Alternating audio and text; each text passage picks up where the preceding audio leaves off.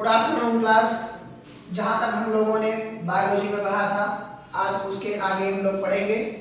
जैसे कि हम लोगों ने इसके पहले न्यूक्लियस अर्थात केंद्रक के बारे में हम लोगों ने पढ़ लिया था, यानी कि केंद्रक कहाँ मिलता है, उसके अगल बगल कौन कौन से पाए जाते हैं तथा उनके अंदर कौन सा द्रव्य पाया जाता है या कोशिका के अंदर कौन सा द्रव्य पाया जाता है, इनके बारे में हम लोगों ने जान लिया था।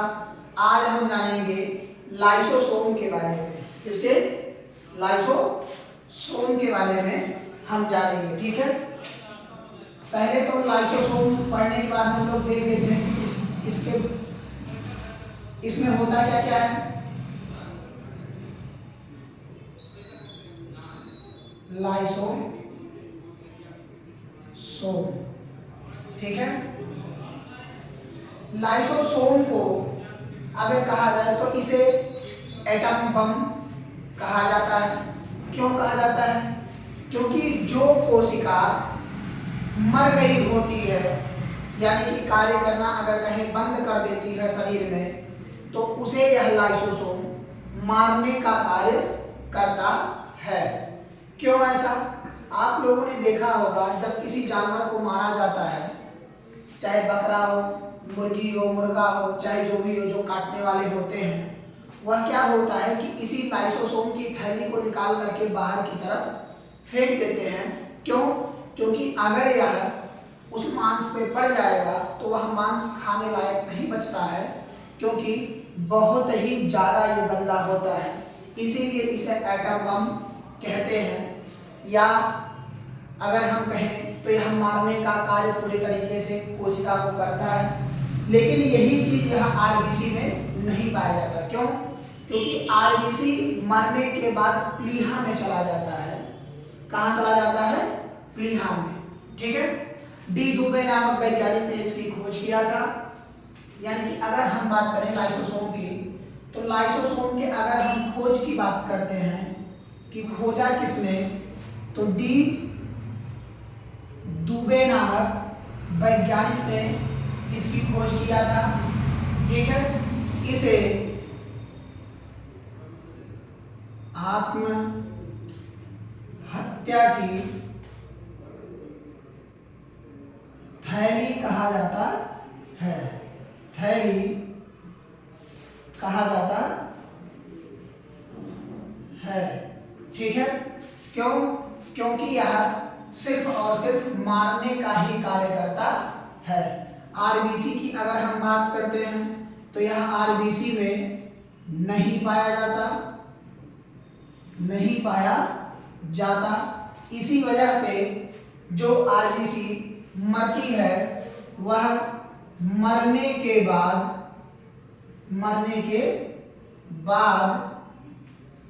प्लीहा में चला जाता है। प्लीहा में चला जाता है, ठीक है। यहां तक आपके समझ में आया? यानी कि जब आरबीसी मरता है तो ये कहां चला जाता है? प्लीहा में सीधे चला जाता है, ठीक है। लाइसोसोम कोशिका को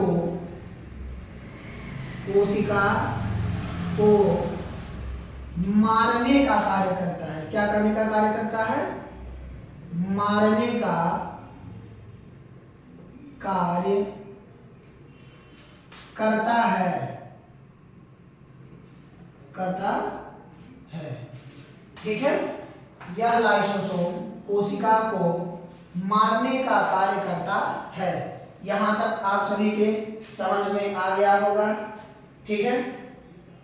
यह जो है कोशिका के अंदर पाचन करने का कार्य, ठीक है, पाचन करने का कार्य तथा अपघटक या एंजाइम के रूप में पाया जाता है। तो हम इसे कह सकते हैं कि जैसे कि यह जो है पाचन का कार्य करता है, पाचन का कार्य करता है तथा यह एंजाइम एंजाइम के रूप में पाया जाता है, एंजाइम के रूप में पाया जाता है। ठीक है, यानी कि यह एक एंजाइम के रूप में हमारे शरीर में पाया जाता है। ठीक है, तो यहाँ तक आपके सभी के समझ में आ गया होगा। अब इसके बाद जिस पर हम बात करेंगे वह है केंद्रिका द्रव, जिसे अगर हम कहें तो साइटोप्लाज्म कहा जाता है। ठीक है, केंद्रिका द्रव को हम लोग साइटोप्लाज्म कहते हैं। तो साइटोप्लाज्म के रूप में हम लोग इसको पढ़ लेते हैं। जैसे यहाँ तक आप सभी के समझ में आ गया होगा, यानी कि लाइसोसोम क्या है। ठीक है, अब इसके बाद हम लोग साइटोप्लाज्म के बारे में पढ़ेंगे, केंद्रिका द्रव के बारे में। ठीक है, अगर हम केंद्रिका द्रव की बात करते हैं तो यह केंद्रक में ही पाया जाता है, और जो हमारी कोशिका में पाया जाता है उसे हम कोशिका द्रव कहते हैं। ठीक है, यह जितने भी इनके अंग होते हैं उनको आपस में टकराने से रोकता है, और यह एक लिक्विड के रूप में, यानी कि लिक्विड फॉर्मेट में पाया जाता है। जैसे कि ये हमारी कोशिका है, बीच में यहाँ न्यूक्लियस पाया जाता है।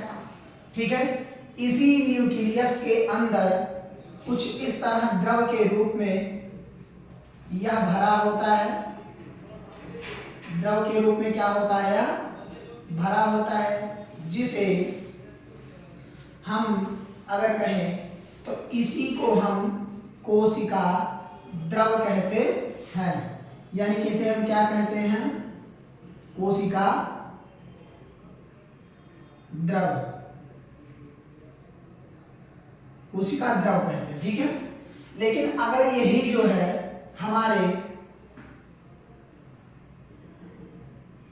इसको केंद्रिका द्रव कहते हैं, केंद्रिका द्रव, केंद्रिका द्रव। लेकिन अगर यही हमारे कोशिका में पूरी तरह से पाया जाए तो हम इसी को कोशिका द्रव के रूप में जानते हैं। ठीक है, यानी कि हम इसी को किसके रूप में जानते हैं, कोशिका द्रव के रूप में। ठीक है, तो ये चीज समझ में आया आप सभी के, यानी कि इसे हम क्या कहते हैं, कोशिका द्रव।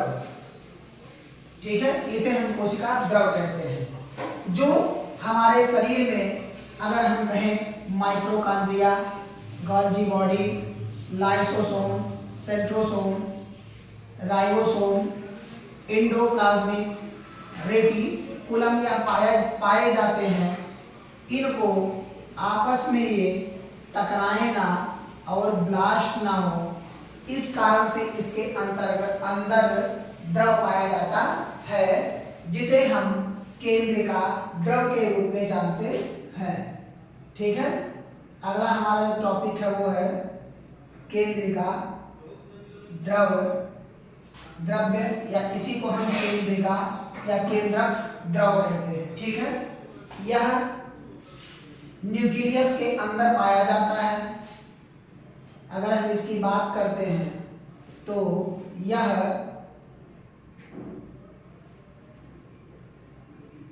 न्यूक्लियस के अंदर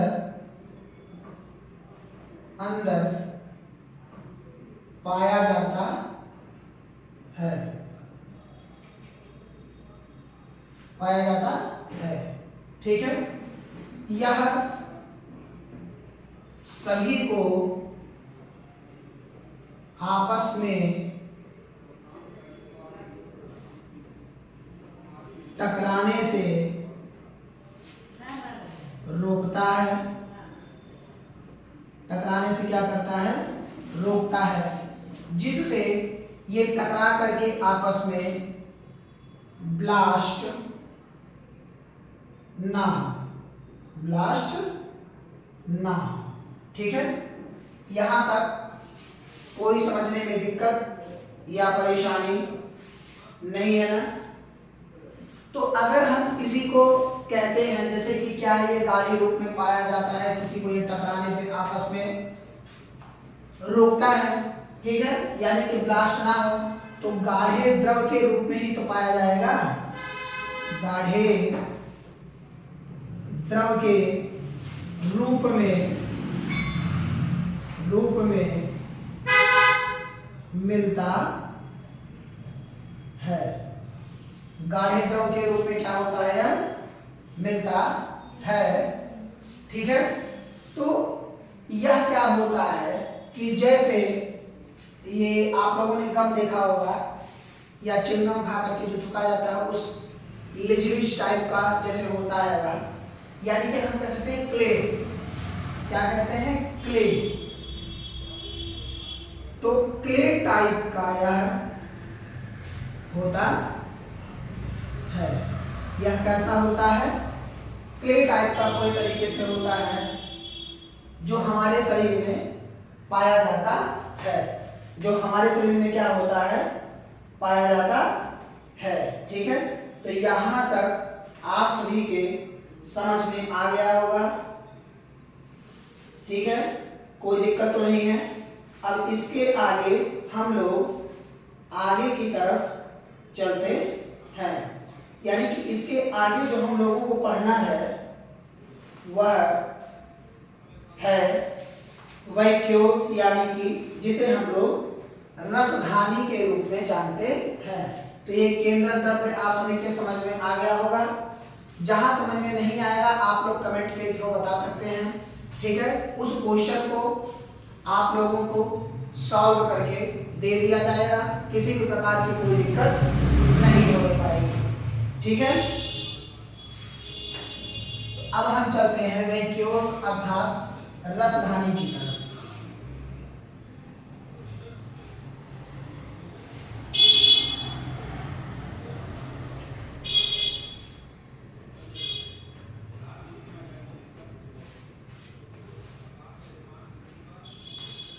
अगला है हमारा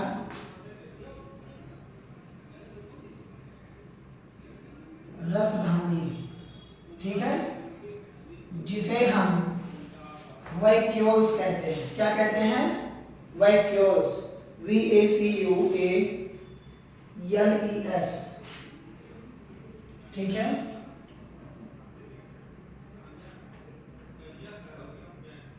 वैक्यूल्स। ठीक है, यह वैक्यूल्स क्या करता है हमारे शरीर में, जैसे कि 67% हमारे शरीर में पानी होता है, 67% हमारे शरीर में पानी होता है। यदि 1% पानी की मात्रा हमारे शरीर में कम हो जाए, ठीक है, तो हम क्या देखते हैं कि हमें बार बार प्यास लगता है। ठीक है, बार बार क्या होता है, प्यास लगता है। ठीक है, लेकिन अगर यही किसी व्यक्ति के अंदर 10% कम हो जाए तो उसकी मृत्यु हो जाती है। ठीक है, यानी कि उसी समय क्या हो जाता है, इसकी मृत्यु हो जाती है। तो यह जो है हमारे शरीर में, अगर हम कहें पानी को इकट्ठा करने का कार्य करती है, करने का कार्य करता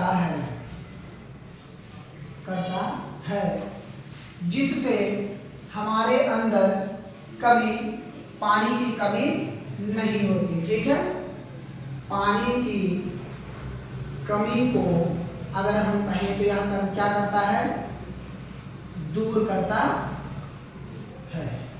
ठीक है, तो यहाँ तक आप सभी की समझ में आ गया होगा, यानी कि रसधानी अर्थात वैक्यूल्स को हम क्या कहते हैं। ठीक है, अब इसके बाद जो हमारा आता है वो है जीव द्रव्य अर्थात प्रोटोप्लाज्म। जीव द्रव्य अर्थात प्रोटोप्लाज्म। ठीक है, तो प्रोटोप्लाज्म के रूप में हम लोग इसे देख लेते हैं कि कैसा और किस तरह तथा किस रूप में होता है। ठीक है, तो यहां तक आप सभी के समझ में आ गया, कोई दिक्कत नहीं। तो अब इसके आगे हम लोग इसके अगली क्लास में पढ़ेंगे।